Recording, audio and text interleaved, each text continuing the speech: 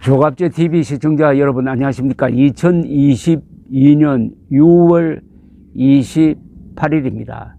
제가 지금 있는 벨기에 브뤼셀에는 나토 사령부가 있습니다.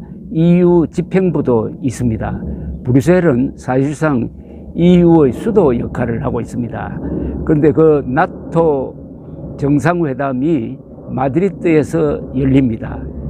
거기에 참석하기 위해서 윤석열 대통령 부부가 어제 서울을 출발해서 마드리드에 도착했습니다. 나토 정상회담에 한국 대통령이 초대받은 것은 이번이 처음입니다. 이번에는 한국 대통령뿐 아니라 일본, 뉴질랜드, 호주의 수상들도 초대를 받았습니다.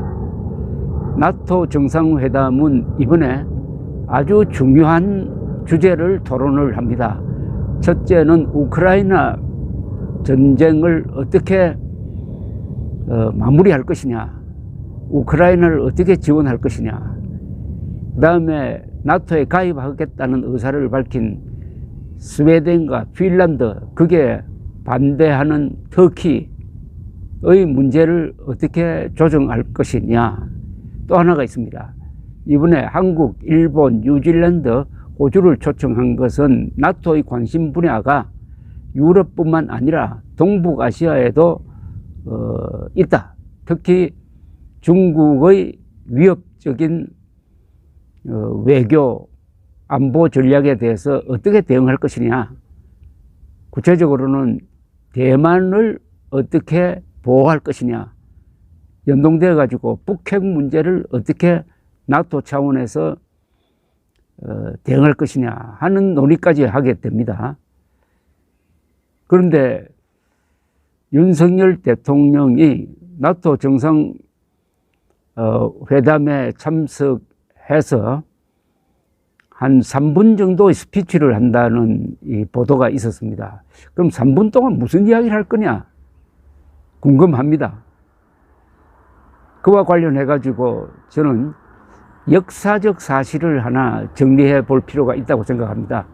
윤석열 대통령은 나토 정상회담에서 당당할 필요가 있습니다. 아니, 당당해야 합니다. 왜냐? 한국과 나토가 아주 중요한 관계를 맺었고 지금도 그 관계가 이어지고 있습니다. 오늘날의 나토는 세계 최강의 동맹체제입니다. 30개 나라가 동맹국에 지금 들어가 있습니다. 그 30개 나라의 군사비를 다 합치면은 세계 군사비의 57%나 됩니다. 병력은 350만 병력에 세계 군사비의 반 이상을 차지하는 막강한 동맹 체제입니다. 여기에 미국, 영국, 프랑스 세 핵무장 국가가 있습니다. 그런데 이 나토는 사실은 한국 전쟁이 없었으면 이렇게 강한 군사 동맹체로 발전하지 못했습니다. 나토의 역사를 말씀드린다면 1949년 4월에 출범했습니다. 그때만 해도 이 나토가 그냥 협의체 비슷하고 좀 이 핵심이 분명하지 않았습니다. 당시에 소련의 위협에 대한 동맹체제로 출범을 하기는 했는데 유럽 여러 나라가 2차 세계대전의 피해가 워낙 극심하다 보니까 아직 위기의식을 제대로 느끼지 못하고 있었습니다. 그러다가 1950년 6월 25일 김일성의 남침이 있었습니다. 트루만 대통령은 김일성의 남침 그 배후에는 스탈린이 있다. 스탈린의 국제 공산주의 팽창 전략이 지금 시행 단계에 들어갔다 해서 즉각적으로 미군 파병, 유엔군 구성을 결심합니다.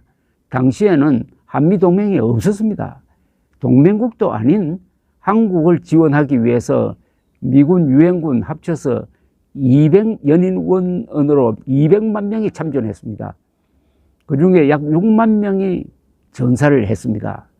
이런 전쟁을 치르는 과정에서 자연스럽게 유럽 국가들도 소련의 침공에 대비하지 않을 수 없게 되는 분위기가 조성되었습니다.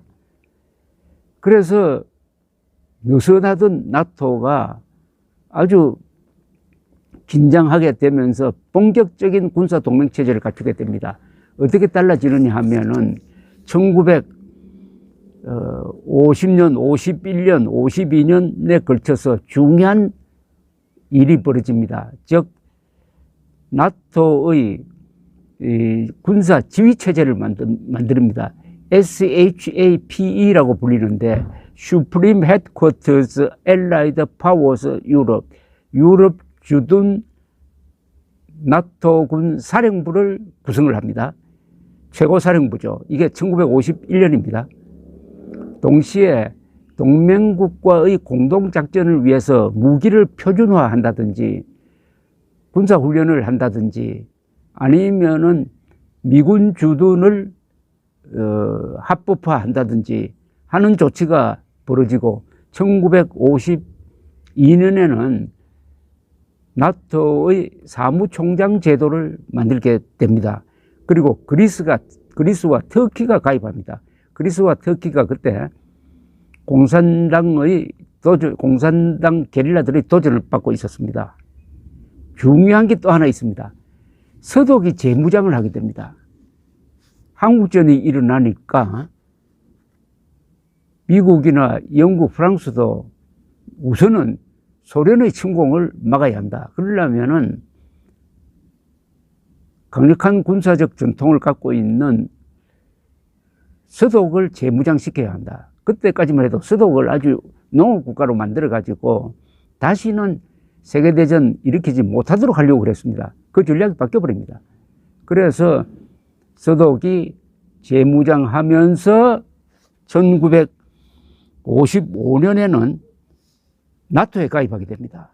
이렇게 함으로써 나토가 아주 근사한 군사 동맹 체제로 발전하게 되는데 그 계기가 바로 한국전이었습니다. 우리가 남침받았지만은 이승만 국군 중심으로 전 국민들이 결사항전하고 미국 유엔군이 도와주고 이것이 유럽에 큰 변화를 몰고 와서 오늘의 세계 최강의 군사 동맹 체제를 갖게 되었습니다. 이걸 윤석열 대통령이 알아야 합니다. 연설할 때도 그리고 정상과 대화를 할 때도 이 이야기를 해야 됩니다. 그러면은 어떻겠습니까? 한국과 윤석열 대통령을 보는 눈이 달라지지 않겠습니까? 그 다음에 또 하나가 중요한 게 있습니다. 한국전은 동족 상잔의 전쟁도 아니고 무승부도 아닙니다. 한국전쟁은 세계적으로는 이미 이긴 전쟁이고 우리나라로서는 아직 자유통일을 못했으니까 결론은 못 냈지만은 이기고 있는 전쟁입니다. 6.25로 해서 결국 소련 공산제국이 무너지게 됩니다. 6.25로 해서 자유진영이 살아나게 되는 것입니다. 이걸 윤석열 대통령은 알아야 하고 이걸 대화 속에서 녹여서 이야기를 할 때 제대로 된 대접을 받지 않을까 하는 생각이 듭니다. 첫째, 6.25로 해서 대만이 살았습니다. 두 번째, 6.25로 해서 일본이 경제 부흥을 하게 되었습니다. 세 번째, 서독이 재무장을 하게 되었습니다. 네 번째, 나토가 군사 동맹체로 강화되었습니다. 다섯 번째, 미국이 본격적인 군비 강화를 합니다. 군사비를 6.25 전쟁 3년 기간 중에 4배로 늘립니다. 소련을 겨냥해서 군사비 경쟁을 하게 되니까 결국 경제가 약하던 소련이 그 40년 뒤에 무너지게 되는 것입니다. 즉 자유세계가 냉전에서 승리할 수 있는 시작이 바로 6.25 남침을 당하고도 우리가 좌절하지 않고 항복하지 않고 끝까지 버틴 덕분입니다. 대한민국 국민들이 세계 여러 나라로부터 도움을 받아서 살아났지만은 또한 우리도 자유세계를 위해서 보답을 했다 이겁니다. 우리도 그걸 이미 세계의 학자들이, 세계 사람들이 알아주고 있습니다. 그러나 한국 사람만 이걸 잘 모르는 것 같아요.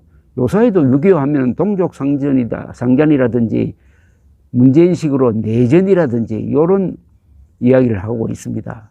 6.25는 이긴 전쟁이고 자유세계를 살린 전쟁이고 냉전에서 승리하도록 계기를 만든 한국인들의 위대한 노고였습니다.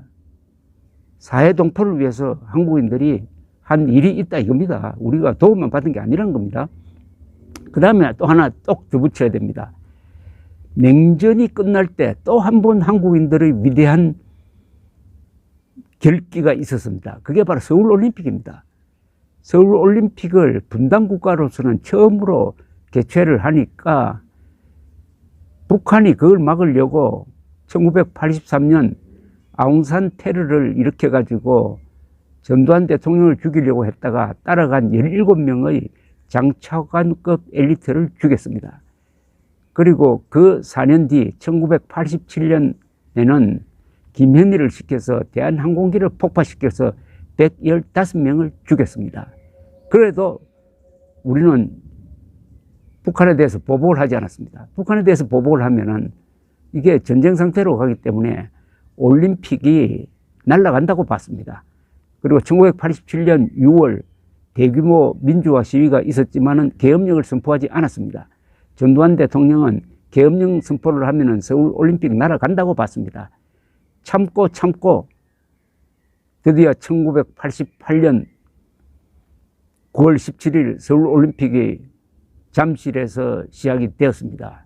이걸 본 소련 동구 국가들이 깜짝 놀랐습니다. 그때 서로 올림픽을 보이콧한다고 해가지고 1976년 몬트리올 올림픽 이후 처음으로 12년 만에 동서가 다 참여하는 올림픽이 열려서 이 스포츠 강국인 동구권 소련이 많이 참가하고 이게 텔레비전으로 중계가 되었습니다. 이 중계를 본 소련 사람, 동구권 사람이 깜짝 놀랐습니다. 전쟁으로 시달리고 독재로 시달렸다는 대한민국이 저렇게 발전했구나. 저렇게 근사한 올림픽을 할 수 있는 나라가 되었는데 우리는 이건 뭐냐? 우리가 옛날에는 한국보다 훨씬 잘 살았는데 지금은 한국이 완전히 선진국이 되었구나. 공산주의에 대한 이 비판 의식이 더욱더 높아졌습니다. 더구나 동구권 국가가 참여하는 과정에서 이 해빙 무드가 조성이 되었습니다. 다행히 당시에 소련의 서기장 고르바초프는 개방 정책을 펴고 있을 때입니다. 이것과 서울올림픽이 딱 맞물렸습니다. 그래서 서울올림픽이 1989년 바로 한 해 뒤입니다. 89년에 동구 공산권 국가가 차례로 민주화되고 무너지고 하는데 큰 영향을 주었다는 겁니다. 큰 영향을 주었다는 겁니다. 이거는 제가 자랑하려고 하는 게 아니라 동구를 여행을 하고 소련 사람 만나보면 그 사람들이 하는 이야기입니다. 그러니까 6.25로서 스탈린의 야욕을 한반도에서 저지하고 그 다음에 서울올림픽으로서 소련 공산제국의 멸망을 초래하도록 만든 한국 사람이 그 대표자인 윤석열 대통령이 나토 정상회담에서 자랑할 게 많지 않습니까? 이렇게 이야기해야 되는 것 아닙니까?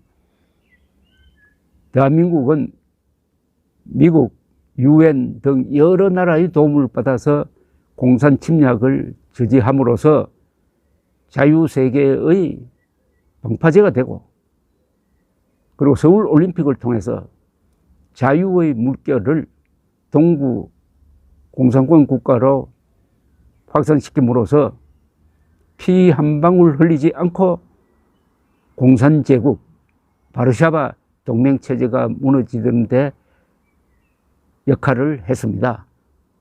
앞으로 우리도 나토에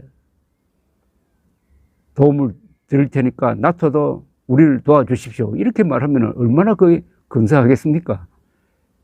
역사라는 것은 그걸 잘 해석하고 잘 이용하면 크나큰 무기가 되는 것입니다. 역사의 해석을 어떻게 하느냐는 건데, 지금 제가 말하는 식으로 6.25와 서울올림픽이 바로 공산제국을 무너뜨리고 자유세계를 구한 한국인들의 결정적 위협이었다라고 해석하는 사람 여러분들 보신 적 있습니까? 윤석열 대통령 마드리드 나토 정상회담에서 당당하십시오. 그러나 항상 감사하는 마음을 표시하십시오. 감사합니다.